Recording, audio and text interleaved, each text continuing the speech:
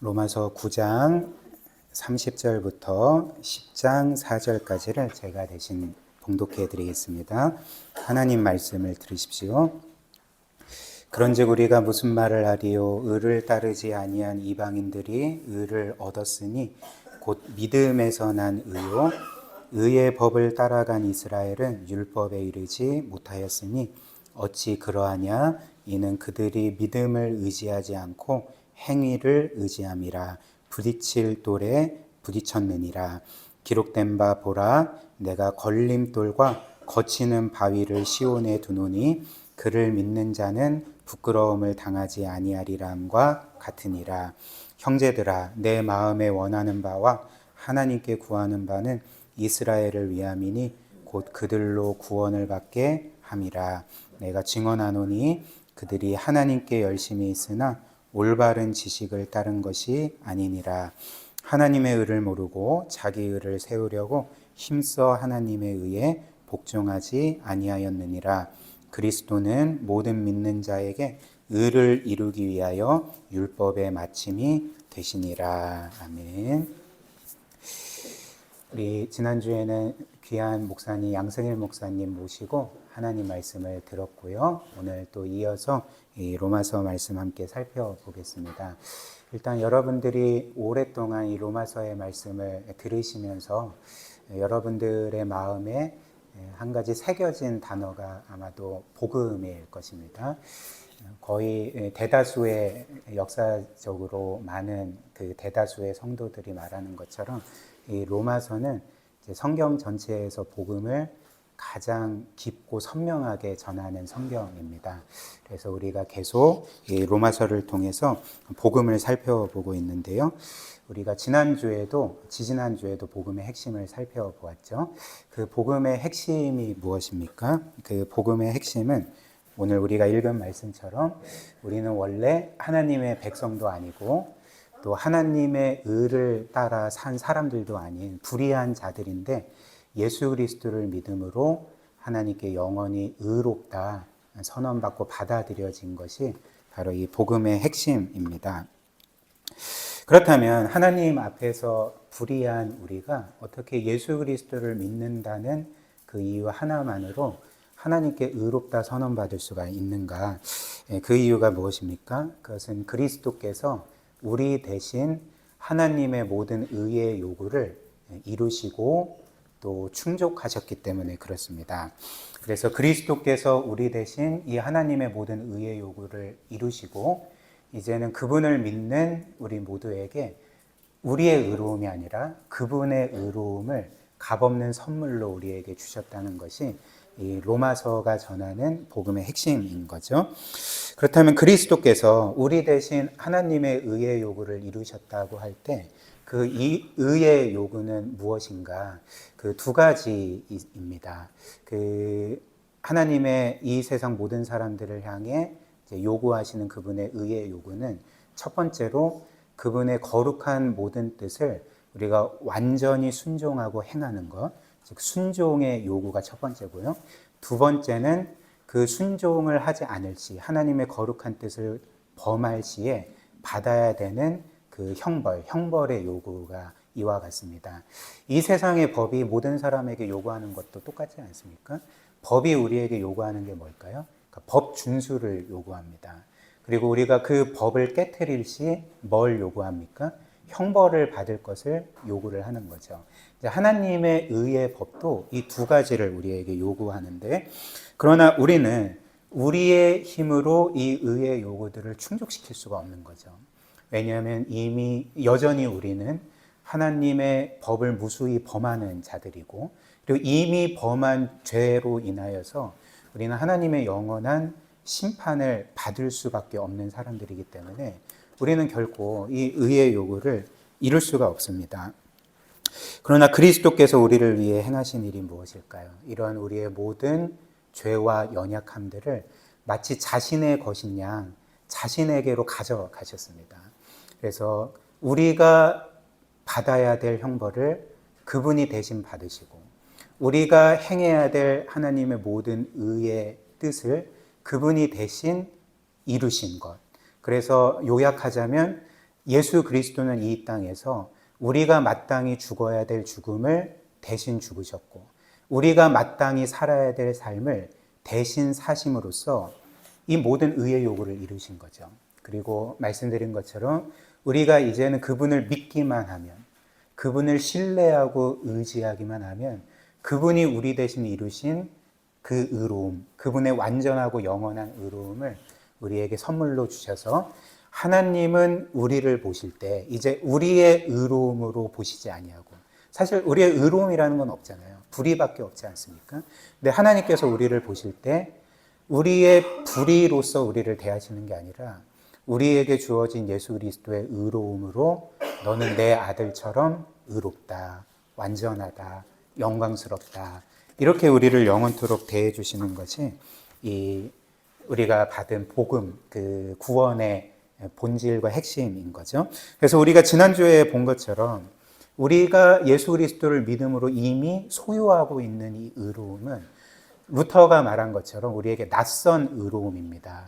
왠지 우리에게 여전히 어울리지 않는 것 같고 뭔가 낯설고 여전히 내 것이 아닌, 나에게 맞는 옷이 아닌 것처럼 여겨지는데 왜 그렇습니까? 왜냐하면 그 의는 이 세상에서 굉장히 거룩하고 의로운 삶을 살아간 한 사람의 의로움 정도가 아니라 신적인 의로움이기 때문에 그런 거죠. 하나님의 의로움, 하나님의 완전하고 영원하신 그 그리스도의 의로움이 우리의 의로움이 되었기 때문에 그 의로움은 낯선 의로움입니다. 그리고 이 의로움은 우리에게 전가된 의로움이죠. 이게 무슨 뜻일까요? 원래 우리의 것이 아닌데 예수 그리스도께서 우리에게 값없는 선물로 주셨기 때문에 우리에게 전가됐다는 의미에서 루터는 이 의로움을 이제 전가된 의로움이라고 불렀던 것입니다. 따라서 이 의로움이 여전히 우리에게 낯설고 우리의 것이 아닌 것 같고 우리의 몸에 맞지 않는 옷 같아도 성경이 말하는 바가 무엇입니까? 너희의 의로움은 예수 그리스도의 의로움이다. 이 의로움이 진짜 우리의 의로움이다라고 말씀을 하는 거죠. 그렇기에 우리가 이 의로움이 우리의 의로움이 되었다면 이 의로움은 우리가 잘 살 때에 더 커지거나 우리가 못 살 때면 더 작아지는 것이 아닙니다. 혹은 이룰 수 있는 것이 아닙니다. 왜냐하면 거듭거듭 말씀드리는 것처럼 이 의로움, 우리가 받은 의로움은 우리의 것이 아니라 지금 하늘에 계신 예수 그리스도의 의로움이기 때문에 그런 거죠. 그렇기에 우리의 의로움은 이 땅에 있는 게 아닙니다. 우리의 삶에 있는 게 아닙니다. 하늘에 계시고 바로 예수 그리스도께서 우리의 영원한 의로움이시기 때문에 우리는 늘 그분 안에서 구원의 확신을 가질 수 있고 기뻐할 수 있고 평안할 수 있고 이제는 하나님께 의롭다 선언받고 받아들여지기 위해서 거룩하고 의로운 삶을 사는 것이 아니라 이미 영원히 의롭다 선언받았기 때문에 이제는 우리가 입은 옷에 합당한 자처럼 하나님이 거룩하신 것처럼 우리도 거룩하고 의로운 삶을 살아갈 수 있는 힘을 얻게 됩니다. 그리고 이제 그 다음으로 사도 바울은 이제 원래 하나님의 그 백성이었고 하나님의 뜻대로 하나님의 의를 쫓아 살아간 이 이스라엘 백성은 도리어 의에 이르지 못했다. 우리에게 이렇게 알려줍니다. 그래서 오늘 우리가 이어서 볼 말씀인데요. 30절과 31절 한 번 더 보십시오. 30절 그런즉 우리가 무슨 말을 하리요? 의를 따르지 아니한 이방인들, 즉 우리를 가리키죠. 우리는 의를 얻었으니 곧 믿음에서 난 의요. 31절 의의 법, 율법을 원래 따라간 이스라엘 백성은 도리어 율법에 이르지 못하였다. 지금 이렇게 말하고 있습니다. 제가 몇 번 말씀드린 것처럼 여러분들이 아시다시피 하나님께서는 구약 가운데 과거에 모든 민족 중에서 이스라엘 민족을 딱 선택하셔서 그분의 백성으로 삼아 주셨습니다. 그리고 오로지 모든 민족 중에서 이 이스라엘 백성에게만 하나님의 거룩한 율법을 주셨던 거죠.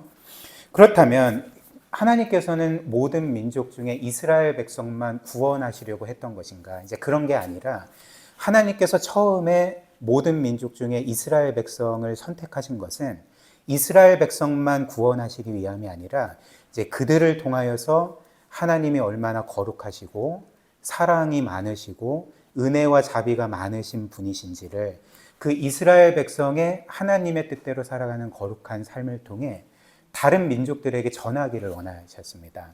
그래서 이스라엘 백성을 통해서 모든 민족이 하나님께로 돌아오게 하는 것이 하나님께서 이스라엘 백성을 처음에 선택하신 목적, 계획이었다는 거죠. 그런데 이제 오늘 로마서 9장 30절과 31절 말씀은 이렇게 원래 하나님의 백성이 아니었던 우리와 원래 하나님의 백성이었던 이스라엘 백성을 대조하고 있습니다. 그래서 첫 번째로 30절처럼 원래 하나님의 백성이 아니었던 우리는 하나님의 율법도 몰랐고 그 율법을 거스르며 살았던 불의한 자들인데도 놀랍게도 예수 그리스도를 믿고 너희는 의롭다 선언을 받게 된 거죠. 근데 반면에 31절처럼 원래 하나님의 백성이었고 하나님의 의의 법인 율법을 쫓아 살아갔던 이들은 도리어 의에 이르지 못했다는 것입니다. 하나님께 의롭다 선언받지 못했다는 거죠. 그 이유가 무엇입니까? 이어서 32절 어찌 그러하냐 이는 그들이 이스라엘 백성이 믿음을 의지하지 않고 행위를 의지함이라 부딪힐 돌에 부딪혔느니라. 이스라엘 백성이 의를 쫓았음에도 불구하고 의를 얻지 못한 이유가 무엇입니까? 믿음을 의지하지 않았다. 즉 예수 그리스도를 믿지 않고 뭘 의지했습니까? 자기의 행위를 의지했기 때문에 도리어 의에 이르지 못했다 이렇게 말합니다. 그리고 이스라엘 백성이 이렇게 그리스도를 믿지 않고 자기의 행위를 의지함으로 의를 얻으려고 했다는 것은 이제 바꿔 말하면 하나님은 분명히 처음부터 그분의 의를 그리스도를 믿는 자에게 값없이 주신다. 그렇게 약속을 하셨지만 그러나 그들은 이 하나님의 이 약속을 온전히 믿지 않고 혹은 이해하지 못하고 거부하고 자신의 의로움으로써 하나님께 받아들여지려고 했다는 것입니다. 그래서 성경은 그들이 이제 부딪힐 돌에 부딪혔다. 32절 어찌 그러하냐 이는 그들이 믿음을 의지하지 않고 행위를 의지함이라. 그래서 부딪힐 돌에 부딪혔다 이렇게 말을 하는 거죠. 그렇다면 여기에서 이스라엘 백성이 자신의 행위를 의지함으로 의에 이르지 못하고 부딪힐 돌에 부딪혔다는 것은 이제 어디에 부딪혔다는 것인가? 이어서 33절 기록된 바 보라 내가 걸림돌과 거치는 바위를 시온에 두노니 그를 믿는 자는 부끄러움을 당하지 아니하리라 함과 같으니라. 33절 처음에 보면 맨 먼저 나오는 말이 기록된 바 보라이지 않습니까? 그래서 신약의 저자들이 혹은 주님께서 기록된 바라고 이렇게 말씀하실 때 그것이 무엇을 의미하냐면 구약 성경을 의미합니다. 구약 성경에서 이렇게 기록되었는데 보라 이렇게 말씀을 하는 거죠. 그래서 사도 바울은 지금 구약의 어떤 한 구절을 한 말씀을 인용하고 있는데 이제 이사야 말씀을 인용하고 있습니다. 그래서 사도 바울이 인용하는 이사야의 예언에 따르면 하나님께서 먼 훗날 본인이 직접 이 세상의 구원자로 오신다고 약속을 하신 거죠. 내가 시온에 즉 예루살렘에 너희의 구원자로 친히 올 거다. 그런데 그때 나를 믿는 자는 부끄러움을 당하지 아니하고 구원을 받을 것이지만 나를 거부하는 자들은 나라는 부딪히는 돌에 걸려 넘어지는 돌에 걸려 넘어지게 될 거다. 이제 이런 예언을 주셨습니다. 그렇다면 지금 이스라엘 백성이 자신의 행위를 그리스도를 거부하고 자신의 행위를 의지함으로써 거치는 돌에 걸려 넘어졌다는 것은 그 돌이 누구라고 말씀을 하고 있는 것입니까? 그러니까 하나님이신 이 세상에 우리의 구원자로 오신 예수 그리스도라는 거죠. 그리스도라는 돌에 걸려 넘어졌다는 것입니다. 그렇다면 유대인들은 왜 예수 그리스도라는 돌에 걸려 넘어진 것일까? 왜냐하면 예수님께서 이 세상에 오셨을 때 많은 사람들에게 전하신 그 구원의 메시지, 복음이라는 하나님의 구원의 그 메시지와 그들이 평소 생각하고 있던 구원과는 전혀 달랐기 때문에 그렇습니다. 그렇기 때문에 그리스도라는 돌에 이제 걸러 넘어지게 된 거죠. 그렇다면 유대인들이 생각한 구원은 어떤 것이었을까요? 여러분들이 아시다시피 그들이 생각한 구원은 우리가 하나님의 율법을 철저하게 지켜서, 그래서 하나님이 인정하실 만한 의를 획득하면 하나님께서 그 의를 보시고 우리에게 그 대가로 구원도 주시고 우리가 바라는 여러 복들을 주실 거다. 이게 이제 유대인들이 가졌던 이제 그 구원관이었습니다. 즉 행위 구원이라고 하겠죠. 그러나 그리스도께서 이 세상에 오셔서 전하신 이 복음, 구원의 소식은 어떤 것이었습니까? 예수님께서는 사람들에게 단 한 번도 너희가 이 모든 율법을 온전히 지키면 하나님께서 너희를 구원하리라 이렇게 말씀하신 적이 없습니다. 예수께서는 단 한 번도 사람들에게 너희는 너희의 의로움으로 구원을 받으리라고 말씀하신 적이 없던 거죠. 오히려 예수님께서 어떻게 말씀하셨습니까? 우리가 지난주에 목사님을 통해 들은 말씀처럼 예수님은 사람들에게 수고하고 무거운 짐진 자들아 다 내게로 오라. 내가 너희를 쉬게 하리라. 이렇게 말씀을 하셨습니다. 무슨 말씀일까요? 이 세상에 여전히 자신의 죄의 무거운 짐에 짓눌려서 수고하고 지친 자들, 그런 사람들이라면, 자신이 그런 사람이라고 여겨진다면 누구든지 나에게 오라. 그렇다면 내가 너희의 그 죄의 짐을 해결해 주고 너희를 진정으로 쉬게 할 거다 라고 말씀을 하신 거죠. 또한 예수님께서는 율법을 철저히 지킨 자들이 구원받는 것이 아니라 오직 나를 믿는 자, 예수 그리스도를 믿는 자는 멸망하지 않고 영생을 얻을 거다 말씀하셨습니다. 요한복음 3장 16절, 하나님이 세상을 이처럼 사랑하사 독생자를 주셨으니 이는 그를 믿는 자마다 멸망하지 않고 영생을 얻게 하려 하심이라. 율법을 지킨 자가 아니라 이 세상에서 뭔가 다른 사람들보다 더 도덕적이고 종교적인 삶을 살아가는 사람이 아니라 오직 그분을 믿는 자, 자신의 죄인됨을 깊이 자각하고 자신의 그 자신을 구원할 구원자가 절대적으로 필요하다는 것을 절실히 깨닫고 그 구원자 예수 그리스도를 믿는 자는 누구든지 구원을 받는다. 이게 예수께서 일관되게 전하신 구원의 메시지였습니다. 그래서 이런 이유로 예수님께서 이 세상에 계실 때에 그분이 주로 찾아가 만나신 사람들이 누구인지 아십니까? 물론 예수님은 바리새인들도 만나셨고요. 서기관들도 만나셨고요. 도덕적이고 종교적인 사람들도 만나셨지만 그분이 제1순위로 찾아가 만나시고 구원해 주시고 받아주신 사람들은 당시 사람들 가운데 가장 큰 죄인이라 여김받던 사람들, 가장 비난받고 정죄받았던 제1순위의 죄인들, 지옥에 떨어지면 제1순위로 간다고 생각되던 사람들인 세리와 창녀들이었습니다. 온갖 죄인들을 만나주셨고 온갖 죄인들이 예수 그리스도를 통해서 영혼의 평안함과 자유함을 얻었고 예수께서는 늘 그들과 함께 식사하면서 교제하셨던 것입니다. 무엇 때문일까요? 말씀드린 것처럼 하나님은 우리를 우리의 행위로 구원하시지 않고 그분의 전적인 사랑과 은혜로 구원하시기 때문에 그런 거죠. 이것이 바로 당시 유대인들이 예수 그리스도의 메시지를 듣고 죄인을 값없이 받아주는 그분의 삶을 보면서 그리스도라는 돌에 걸려 넘어진 이유였습니다. 그래서 어떻게 했겠습니까? 유대인들은 여전히 자신들의 율법의 행위로서 자신들이 의롭고 하나님께서 의로운 자신들을 구원해 주실 것이라는 그 확신을 가지고 그 확신을 계속적으로 깨트리고 무너뜨리는 그 예수님을 거부하고 반대하고 결국에는 십자가에 못 박아 죽이지 않았습니까? 그리고 예수께서는 3일 만에 부활하시고 승천하셨지만 그 이후에도 여전히 부활의 증거가 명백함에도 불구하고 유대인들은 예수 그리스도를 믿기를 이제 거부하고 있었던 거죠.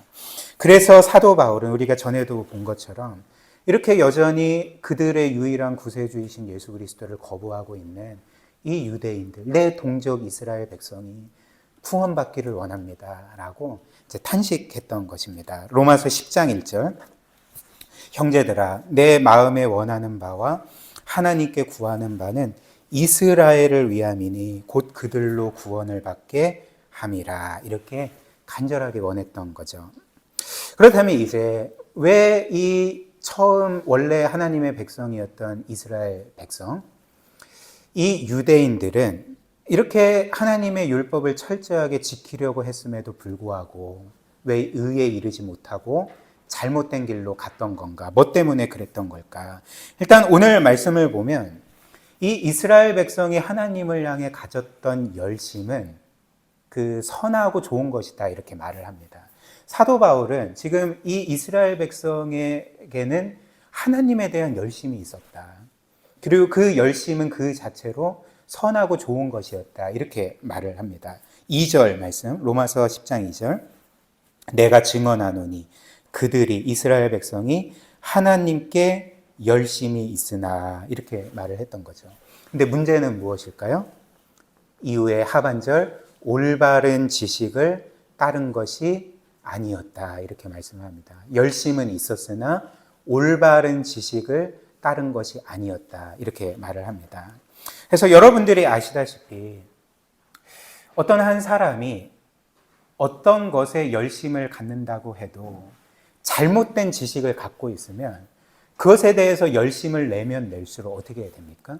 그러니까 잘못된 길로 나아가게 되는 거죠. 그러니까 쉽게 예를 들면 제가 어떤 중요한 일 때문에 그 부산에 가야 된다고 생각을 해봅시다.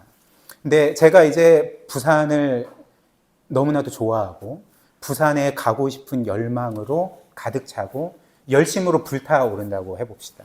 근데 이제 저에게는 문제가 있는데 이 부산의 위치에 대해서 잘못 알고 있는 거예요. 그러니까 부산이 그 광주를 기점으로 해서 동남 쪽에 있지 않고 서울 옆에 있다고 지금 잘못 알고 있다고 해봅시다. 그렇다면 이제 어떻게 될까요? 저는 지금 열심히 불타오릅니다. 그래서 이제 자동차를 타고 출발해서 열심히 서울 방향 쪽으로 가는 거죠. 어떻게 됩니까? 제가 열심을 내면 낼수록 저는 부산에서 계속적으로 멀어지게 되는 거죠. 결국 부산에 이를 수가 없게 되는 것입니다. 서울을 지나서 아마 뭐 북한으로 가든지 간에 저는 영영 부산에 도착할 수가 없는 거죠. 마찬가지로 이스라엘 백성은 하나님에 대한 열심이 있었습니다. 그분의 율법을 온전히 지키고자 하는 투철한 열심이 있었습니다. 그런데 문제는 잘못된 지식을 갖고 있었기 때문에 그 하나님과 율법 준수에 대해서 열심을 가지면 가질수록 더 멀리 가게 되었던 거죠. 그래서 결국에는 자신들에게 오신 그 하나님이신 예수 그리스도를 거부하고 십자가에 못 박는 데까지 나아가지 않았습니까? 그렇다면 이제 이들이 그 열심을 가졌으나 올바른 지식을 갖지 않았다고 할 때 이들이 몰랐던 것 혹은 이해하지 못했던 것은 뭘까? 3절, 4절 보십시오. 우리 3절, 4절 한번 같이 읽어볼까요? 시작. 하나님의 의를 모르고 자기 의를 세우려고 힘써 하나님의 의에 복종하지 아니하였느니라. 그리스도는 모든 믿는 자에게 의를 이루기 위하여 율법의 마침이 되시니라. 지금 이들이 열심은 있었지만 잘못 알고 있었던 것은 제가 처음에도 말씀드린 것처럼 하나님께서 창세기부터 주셨던 구원의 방법을 몰랐던 것입니다. 하나님은 단 한 번도 너희는 너희의 행위로 의로움으로 구원받으리라고 말씀하신 적이 없습니다. 첫사랑 아담이 죄를 범하고 타락한 이후에 주셨던 약속이 뭘까요? 너는 너희의 행위로 너의 의로움으로 구원받으리라. 이 말씀을 주신 게 아니라 구원자에 대한 약속을 주셨던 거죠. 너가 너를 구원하는 게 아니라 내가 너에게 보낼 구원자가 너를 구원하리라. 분명히 이렇게 말씀을 하셨습니다. 그래서 그 약속이 희미한 형태로 주어졌지만 이제 가면 갈수록 분명하게 되었던 거죠. 그 분명한 구원의 방법이 무엇이었습니까? 하나님은 그분의 의에 이르는 방법을 우리의 행위에 두시지 아니하고 우리의 구원자께서 우리 대신 이루시는 그 의로움을 믿음으로 얻음으로써 너희는 의로움에 이르리라. 이렇게 말씀을 하시는 거죠. 그러나 이 이스라엘 백성들, 유대인들은 계속적으로 그 하나님의 의를 값을 주고 살려고 했던 것입니다. 자신들의 어떤 행위로. 의로움의 값을 치러서, 그래서 그 의로움을 돈 주고 사서 하나님께 온전히 받아들여지고 자신들이 원하는 것들을 얻으려고 했던 거죠. 쉽게 예를 한번 들어보겠습니다. 이 세상의 모든 어린 자녀들은 그들이 먹고 마시고 또 입고 쉬고 자고 혹은 교육의 혜택을 받는, 학원에 가는 이런 교육의 혜택을 받는 모든 비용을 그가 지불하겠습니까? 아니면 누가 지불하겠습니까? 이 세상의 모든 자녀들은 사실 자기의 희생으로 살아가지 않습니다. 누구의 희생으로 살아갑니까? 부모의 희생으로 살아갑니다. 부모의 비용으로, 부모의 희생으로 자녀들이 살아가는 것입니다. 자녀가 누리는 모든 것들이 부모의 희생으로 되는 것입니다. 물론 이제 문제는 자녀들은 이게 이제 문제인 거죠. 이게 마땅히 내가 받을 바다. 나는 자녀인 것만으로 이미 값을 치렀다. 이제 이렇게 생각을 하기 때문에 좀 문제가 되는 거죠. 그렇다면 부모들은 왜 자신들의 희생으로, 비용으로 자녀들의 필요를 다 채우게 될까요? 왜냐하면 사랑하기 때문에 그런 거죠. 사랑하기 때문에 자신을 희생해서라도, 자신의 값을 치러서라도 자녀의 필요를 완전히 채우기를 원하는 것이 부모들의 마음이 아니겠습니까? 저번 크리스마스 저녁 식사에 저희 장현아 집사님 남편분께서 오셔서 같이 식사 교제를 나눴는데, 거기에 저는 이제 직접 듣지는 못했지만 거기에서 이제 저희 선생님과 교제를 하던 분이 이제 증언하기를 아버님께서 이런 말씀을 하셨다고 그래요. 내 자녀들 영서 또 영지, 영빈이, 나는 이들을 세상에서 가장 사랑하고 나는 이들을 위해서는 무엇이든 다 할 수가 있다. 지금 내가 하고 있는 이 고된 일과 희생들은 다 내 자녀들을 위해 하는 거다. 나는 기쁨으로 이것들을 감당한다. 이런 말씀을 하셨다고 합니다. 따라서 자녀들은 이 모든 것을 얻고 누리기 위해서는 희생할 필요가 없는 거죠. 값을 치를 필요가 없고 어떤 비용을 지불할 필요가 없는 것입니다. 그냥 단지 부모를 신뢰하고 의지하고 그 부모 안에 거하면 됩니다. 이게 이제 전부인 거죠. 그런데 이제 예를 들면 한 어린 아이가 초등학교 한 1학년이나 유치원생 어린 아이가 어느 날 스스로 이런 확신에 도달했다고 해봅시다. 그래, 나의 부모는 내가 그들을 위해 뭔가 희생을 치러야지만, 내가 뭔가 그들을 위해서 값을 치러야지만 내가 원하고 내가 필요로 하는 것을 주는 부모들이야. 그렇기 때문에 나는 이제부터 나의 생존과 나의 행복을 위해서 일할 거야. 값을 치를 거야. 나는 이제부터 내 부모가 나에게 공짜로 주는 것은 어떤 것도 받지 않고 거부할 거야. 이렇게 이제 선언을 하고, 이제 나는 나의 의로움으로 내가 원하는 것을 얻어내겠다. 이제 이렇게 선언을 하고 이렇게 살아가려고 시작했다고 해봅시다. 그렇다면 이제 어떤 일이 벌어질까요?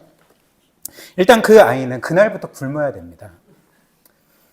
일단 한 끼 식대를 1만 원으로 치면 하루에 3만 원이 필요한데 그 어린 꼬맹이가 3만 원을 벌 수 있습니까? 그럴 수가 없는 거죠. 그리고 그 아이는 그 날부터 이제 노숙을 해야 됩니다. 숙박비가 있잖아요. 그렇죠? 숙박비 최소 5만 원으로 따진다고 해도 그 아이가 자신의 노력으로 5만 원을 벌 수 있습니까? 그럴 수가 없는 거죠. 그리고 그 아이는 이제껏 자신이 입고 있던 모든 옷을 벗어야 되고요. 그리고 자신이 갖고 있는 모든 장난감들을 반납해야 되고요. 자신이 가지고 있는 모든 것들을 다 내어줘야 됩니다. 그리고 이제는 학교도 갈 수 없고, 유치원도 갈 수 없고, 학원도 갈 수 없습니다. 그렇다면 이 어린 아이가 살 수 있는 방법이 무엇이겠습니까? 그러니까 자기의 의로움을 의지하는 게 아니라 부모의 희생과 부모가 나를 위해서 치르는 비용과 부모의 의로움을 의지해야지만 그 안에 거해야지만 그가 살 수가 있는 거죠. 이스라엘 백성이 이와 같았습니다. 그들은 하나님께서 그들을 사랑하시고 긍휼히 여기심으로써 그들이 필요로 하는 그 하나님께 받아들여질 수 있는 의로움과 죄 용서와 구원을 값없이 주시는 분이라는 것을 거부했던 거죠. 그들은 충분히 자신의 행위로, 자신의 의로움으로 하나님께 죄 용서 받을 수 있다. 구원받을 수 있다. 우리는 하나님께 받아들여질 수 있고, 우리가 원하는 것은 우리의 행위로 하나님께 빚지게 만들어서 하나님에게서 얻어낼 수 있다라고 그렇게 생각하며 살았던 것입니다. 그러나 그들이 알아야 했던 것이 무엇일까요? 첫 번째로 그들은 그들의 영적인 무능함을 깨달아야 했던 거죠. 즉 그들은 그들 자신이 하나님 앞에서 본성적으로 죄인이고 그들 모두에게 그 끝도 알 수 없는 죄악된 본성이 있고 그렇기 때문에 그들의 최상의 의로운 행위를 할지라도 이사야서가 말씀하는 것처럼 하나님께는 더럽고 추악한 누더기 옷과 같다는 것을 깨달아야 했다는 것입니다. 즉 그들이 깨달아야 했던 것은 우리는 결코 우리의 행위로 하나님께 받아들여줄 수 없다. 우리의 최상의 행위라도 하나님의 진노만 더 불러일으킬 뿐이고 우리가 하나님께 받을 수 있는 것은 하나님의 호의가 아니라 하나님의 심판일 뿐이다. 이것을 깨달아야 했다는 것입니다. 그래서 이에 대해서 성경이 뭐라고 말합니까? 창세기 6장 5절. 여호와께서 사람의 죄악이 세상에 가득함과 그의 마음으로 생각하는 모든 계획이 항상 악할 뿐임을 보시고. 유대인들은 늘 구약 성경을 읽었던 사람들입니다. 근데 이런 말씀을 놓쳤던 거죠. 시편 143편 2절. 주의 눈앞에 의로운 인생이 하나도 없나이다. 이사야 64장 6절. 무릇 우리는 다 부정한 자 같아서 우리의 의는 다 더러운 옷 같으며 우리는 다 잎사귀같이 시들므로 우리의 죄악이 바람같이 우리를 몰아가나이다. 이것을 그들은 깨달아야 했던 거죠. 그래서 우리에게 필요한 것이 우리의 행위가 아니라 우리의 어떤 그 헛된 의로움이 아니라 우리에게는 하나님의 은혜만이 필요하고 하나님의 긍휼하심만이 필요하고 하나님의 자비만이 필요하고 우리 대신 구원을 이룰 구세주만이 우리에게 필요하구나라는 것을 깨달아야 했던 거죠. 그 다음 두 번째로 이들이 깨달아야 했던 것은 하나님이 어떤 분이신가를 깨달아야 했던 것입니다. 말씀드린 것처럼 이들에게 하나님은 사랑의 하나님이 아니었습니다. 은혜의 하나님이 아니었습니다. 자비의 하나님이 아니었습니다. 철저하게 자신들과 거래를 하는, 그래서 내가 의롭게 살면 나를 받아주고 내가 원하는 것을 주지만 내가 하나님의 뜻을 거슬러 살면 언제든지 나를 내칠 수 있고 나를 그 심판에 처하게 만드는 냉혹한 하나님으로 생각을 했던 거죠. 그러나 성경의 하나님은 어떤 하나님입니까? 제가 아까 든 예화처럼 마치 어린아이에게 밥값과 숙박비를 요구하는 부모가 아니라 하나님은 그런 부모가 아니라 우리의 구원을 위해 어떤 희생을 요구하고 비용을 요구하고 값을 치를 것을 요구하는 하나님이 아니라 자녀를 지극히 사랑하는 부모처럼 자녀가 희생하는 것이 아닌 내가 희생함으로써 자녀의 필요를 채우고 내가 죽음으로써 그들을 구원하기를 원하는 그 하나님이 바로 유대인들이 깨달아야 될 하나님이었고 우리가 믿고 있는 우리가 평생 동안 붙들어야 될 그 하나님이 아니겠습니까? 그래서 하나님께서는 단 한 번도 모든 사람들을 향해서 너희가 구원받기를 원한다면 대가를 치러라, 희생을 하라 라고 말씀하신 적이 없는 거죠. 도리어 제가 말씀드린 것처럼 창세기 3장 15절부터 요한계시록에 이르기까지 하나님께서 약속하신 바가 무엇입니까? 너희는 너희의 구원을 위해서 희생하지 않을 거다.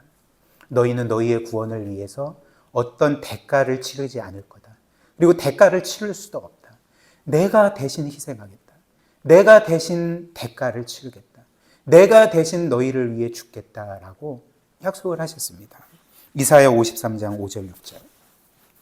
그가 찔림은, 제 하나님이신 예수 그리스도께서 찔림은 우리의 허물 때문이요 그가 상함은 우리의 죄악 때문이라.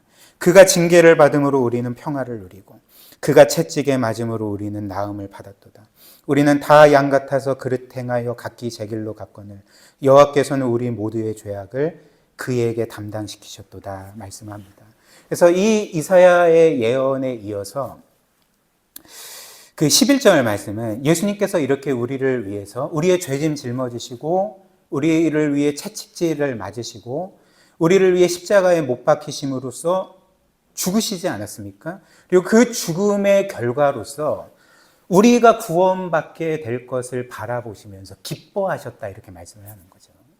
그 마음이, 그 예수님의 마음이 만족됐다라고 말씀을 합니다. 11절 말씀.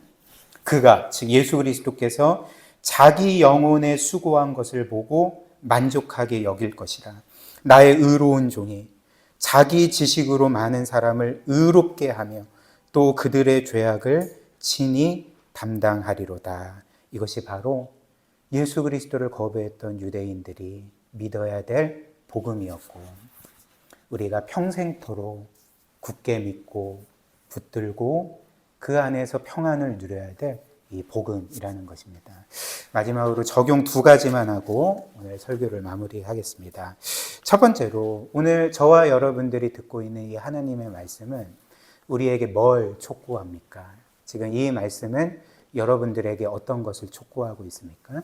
첫 번째로 이 말씀이 우리에게 촉구하고 있는 것은 우리는 우리의 신앙생활에서 더 이상 우리의 의를 세우지 말아야 한다는 거죠. 우리의 어떤 신앙의 행위로 우리 자신의 의로움을 세우는 모든 시도들을 중단해야 됨을 오늘 이 말씀이 우리에게 촉구하고 있습니다. 왜 그럴까요? 왜냐하면 우리는 결코 우리의 의로움으로 하나님께 받아들여질 수 있는 사람들이 아니기 때문에 그렇죠.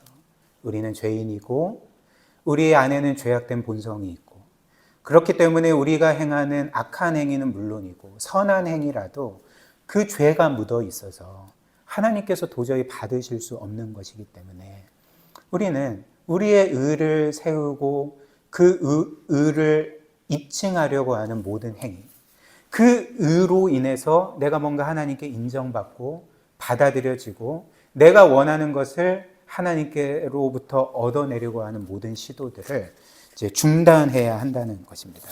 근데 이제 그 안타까운 사실은 무엇이겠습니까? 저나 여러분들이 그 과거에 경험한 것처럼 여전히 이 세상의 교회에는 신앙생활을 함에도 불구하고 그 신앙의 행위로 자기의 의로움을 세우려고 하는 사람들이 많다는 것입니다. 그래서 그들은 뭐 여러 종교적인 행위로 인해서 자기의 의로움을 세우고 그 의를 가지고 하나님과 딜을 하는 거죠. 내가 이렇게 이것저것을 했으니까, 내가 이렇게 의로우니까 하나님은 이것도 주시고 저것도 주시고 죄 용서도 주시고 구원도 주시고 내가 원하는 삶도 주시고 내가 원하는 모든 것들을 마땅히 주셔야 됩니다 라고 이제 딜을 하는 것입니다. 그리고 많은 사람들이 이제 이런 것을 신앙생활이라고 착각하는 거죠. 그런데 만약에 한 사람이 신앙생활을 함에도 불구하고 여전히 그리스도의 의로움 안에서 안식하지 않고 끊임없이 뭔가를 통해 자신의 의로움을 세우려고 하면 그는 신앙생활에서 많은 어려움들을 겪게 됩니다. 심각한 문제들을 겪게 됩니다. 그 중에 대표적인 것은 그렇게 어떤 신앙의 행위로서 자신의 의로움을 세우고 그 의로 하나님께 인정받으려고 하는 사람들은 둘 중에 하나의 삶을 살아가게 됩니다. 교만하든지 절망하든지. 잘 살 때는 교만해지고 못 살 때는 좌절하고 절망하는 이 그 롤러코스터를 계속 타는 거죠. 일단 한 사람이 이렇게 신앙생활의 목적을 자신의 의로움을 세우는 것에 두면 그는 반드시 자기의 의로움을 자랑하게끔 되어 있습니다. 내가 이런 사람인데, 내가 지금까지 주일 성수를 단 한 번도 범한 적이 없는데, 그리고 지금까지 내가 이렇게 교회에서 중요한 역할을 했는데, 내가 없으면 이 교회는 무너져. 그리고 나는 누구보다도 신실하고 영적으로 살아가는데, 그러니까 이런 것들이 그의 의로움이 되면 그는 자연스럽게 자신의 의를 자랑하게 되고 교만해지게 되고, 그리고 자기보다 못하다고 생각하는 사람들을 향해 어떻게 할까요? 겸손하게 행할까요? 그렇지 않죠. 깔보게 되어 있습니다. 비판하게 되어 있고 정죄하게 되어 있는 거죠. 그래서 아이러니하게도 그는 겉으로는 매우 종교적으로 살아가는데 종교적으로 살아가면서 동시에 계속 죄를 짓는 거죠.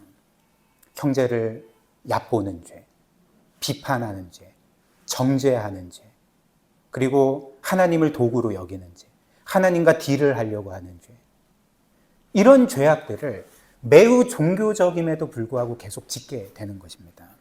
그리고 그는 그런 자신의 종교 행위와 의로움 때문에 어떻게 될까요?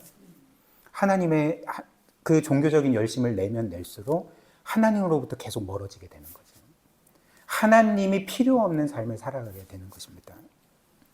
또한 그는 이렇게 신앙생활을 할 때, 이제 신앙생활을 잘 할 때면 교만해지지만 못할 때면 어떻게 해야 되겠습니까?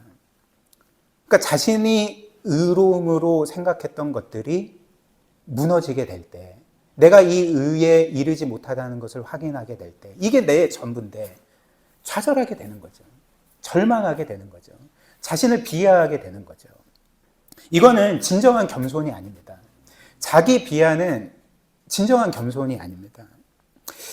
그래서 그는 이렇게 끊임없이 낙심하고 좌절하고 절망하고, 내가 이렇게 의에 이르지 못했으니 하나님도 나를 내치실 거고 나를 마치 심판할 것 같은 하나님을 무서워하는 거죠.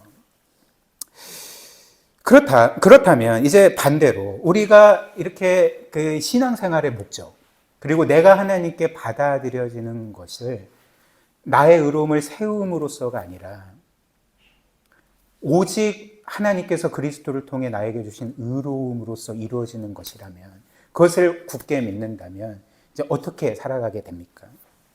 우리는 내가 신앙생활을 잘한다 할지라도 결코 교만해질 수 없습니다. 물론 이 교회 안에도 분명히 이 신앙생활에 격차들이 있죠. 누구는 잘하고 누구는 못하지 않습니까? 누구는 건강하고 누구는 연약한 성도 아니겠습니까? 그럼에도 불구하고 내가 신앙생활을 잘하는 신자군에 속했을지라도, 내가 건강한 성도라는 집단에 속했을지라도 나는 결코 교만해질 수가 없는 거죠. 왜냐하면 여전히 내 의로움은 하나님께 더러운 옷과 같고, 나를 하나님께 인정받게 하고 받아들여지게 하는 것은 내 의로움이 아니라 그리스도의 의로움이기 때문에, 그리고 내가 이렇게 하나님의 뜻대로 온전히, 그래도 뭐 그렇게 못할 때도 있지만 잘 살 때에도 나의 나된 것은 오직 하나님의 은혜이기 때문에 자랑할 게 없는 거죠. 자랑할 게 없으니 교만할 수가 없는 거죠. 나도 남들과 똑같은 죄인인데 내가 이렇게 살아가는 것은 오직 하나님의 은혜일 뿐인데 어떻게 교만할 수가 있겠습니까? 그래서 우리는 언제나 겸손할 수 있고, 특별히 모든 사람을 나보다 더 귀한 존재로 여기고, 그리고 나보다 연약한 사람들을 얕보는 것이 아니라 그들을 도리어 더 세심하게 헤아리고 섬기고 그들을 사랑할 수 있는 것이 이 은혜를 아는 사람들의 삶인 거죠. 자신의 의로움이 그리스도의 의로움이라는 것을 아는 사람들의 삶이라는 것입니다. 또한 우리가 이렇게 우리의 의로움이 그리스도의 의로움이라고 생각을 하면, 내가 신앙생활을 못한다고 생각될 때 낙심하지 않습니다. 물론 낙심은 할 수 있지만 좌절하지 않습니다. 절망하지 않습니다. 내가 잘 살든 잘 살지 못하든, 하나님의 뜻대로 뭔가 거룩하게 살든 죄 가운데 살든지 간에 내 의로움은 내 의로움이 아니라 그리스도의 의로움이기 때문에 우리는 이 하나님의 사랑과 은혜 안에서 그리스도의 영원한 의로움 안에서 늘 안식할 수가 있는 거죠. 그리고 이제 우리는 이렇게 우리를 영원토록 의롭다 받아주신 그 하나님을 향해 한편으로는 겸손함으로, 한편으로는 그분의 사랑을 확신함으로써 그분의 뜻대로 살아갈 수가 있게 되는 것입니다. 이게 이제 첫 번째 적용이고요. 그리고 두 번째 적용은, 우리는 오늘 이 말씀의 복음을 믿을 때 우리의 신앙생활에서 우리의 의를 세우지 않을 뿐만 아니라 우리는 우리의 일상의 삶에서도 우리의 의를 세우려고 하면 안 됩니다. 그 모든 시도들을 중단해야 합니다. 즉, 우리는 우리의 일상의 삶에서도 어떤 것을 우리의 의로움, 즉 완전함으로 삼아서, 즉 그것이 돈이든지 혹은 성공이나 성취든지 혹은 학벌이든지 무엇이든지 간에 그것을 나를 입증하는 의로움으로 삼아서, 그래서 내 가치를 확인하려고 하지 말아야 된다는 것입니다. 왜냐하면 이미 우리는 하나님께서 너는 이미 우주 만물 가운데 나에게 가장 보배로운 존재이고 그리스도처럼 중요하고 영광스러운 존재다라고 선언해 주시고 받아주셨기 때문에 그런 거죠. 근데 사실 이 세상 모든 사람들은 이제 어떤 것으로 끊임없이 자기의 의로움을 세우려고 합니다. 그래서 성경이 말하는 의로움은 사실 내가 하나님의 율법을 지켜서 하나님께 완전하다 여김받고 받아들여지는 것만을 의미하는 게 아닙니다. 성경이 말하는 이 의로움의 개념은 이제 쉽게 설명을 하면 내가 나 자신에 대해서 생각하는 내 인생의 합격 점수입니다. 쉽게 말하면. 그래서 내가 원하는 대학에 들어가려면 수능 점수가 필요하잖아요. 합격 점수가 필요하잖아요. 내가 원하는 회사에 들어가려고 해도 뭔가 점수가 필요하지 않습니까? 합격 점수가 필요하지 않습니까? 그러니까 그 점수, 즉 나는 이 정도로 완전하니까, 나는 받아들여질 수 있고 모든 사람들이 나를 환영하고 내 인생은 성공이야 라고 말하는 그 무엇, 생각하는 그 무엇이 성경이 말하는 의로움이라는 것입니다. 여러분들에게도 저에게도 이런 의가 있지 않습니까? 내가 이것만 소유하면, 내가 이것만 이루면, 내가 이 학교에만 들어가면, 내가 이 회사에만 들어가면, 내가 이 사람과 결혼하기만 하면, 물론 이 사람과 결혼하기만 하면 해도 그렇지 않습니다. 하나님만이 우리의 영혼을 채우실 수 있습니다. 그러니까 어찌됐든 이런 것을 내가 이루기만 하면 나는 완전하고 의롭고 나는 신에게든지 사람들에게든지 완전하게 받아들여질 수 있다. 이런 것들이 이 세상 모든 사람들에게 있는 거죠. 그런데 우리가 삶에서 가장 힘겨워하고 또 때로는 눈물을 흘리고 또 절망을 경험하는 것이 무엇 때문인지 아십니까? 우리 자신이 나의 의로 생각하는 그 무엇 때문에 우리는 때로는 꿈에 부풀기도 하지만 그것 때문에 우리는 끊임없이 힘겨워하고 또 어려워하고 때로는 좌절과 절망을 경험하게 되는 거죠. 왜냐하면 내가 생각하는 그 의로움에 내가 이르지 못하면 어떻게 하지? 혹은 지금은 얻었다 생각을 하지만 그것들을 잃게 되면 어떻게 되지? 그리고 내가 생각하는 의로움을 얻었다고 생각하지만 나보다 주위를 둘러보면 나보다 훨씬 더 뛰어난 사람들이 많아요. 나보다 훨씬 더 잘 나가는 사람들이 많아요. 나보다 훨씬 더 행복하게 살아가고 있는 것처럼 보이는 사람들이 SNS에 많아요. 어떻게 되겠습니까? 절망하게 되는 거죠. 우리는 끊임없이 이 세상의 어떤 것을 나의 의로움으로 삼을 때, 나의 궁극적인 어떤 인생의 의미와 가치와 정체성으로 삼을 때 우리는 계속적으로 감정의 롤러코스터를 타게 되는 것입니다. 그러나 오늘 이 말씀처럼 우리는 이 복음을 믿는다면 더 이상 우리의 의로움을 세우려고 하지 않습니다. 신앙생활에서뿐만 아니라 우리의 이 전체 삶에서도 우리는 우리의 의를 세우려고 할 필요가 없는 거죠. 이 우주에서 가장 중요한 분이 이미 나를 완전하다 받아주셨는데, 나를 그분의 자녀로 삼아주셨는데, 나를 이 세상에서 가장 높은 자로 그렇게 높여주셨는데, 우리가 우리의 의를 세울 이유가 뭐가 있겠습니까? 이것을 깨달을 때 우리는 이제 돈을 우리의 의로 삼지 않게 됩니다. 돈을 더 이상 우리의 존재의 가치나 의미나 정체성으로 삼지 않게 됩니다.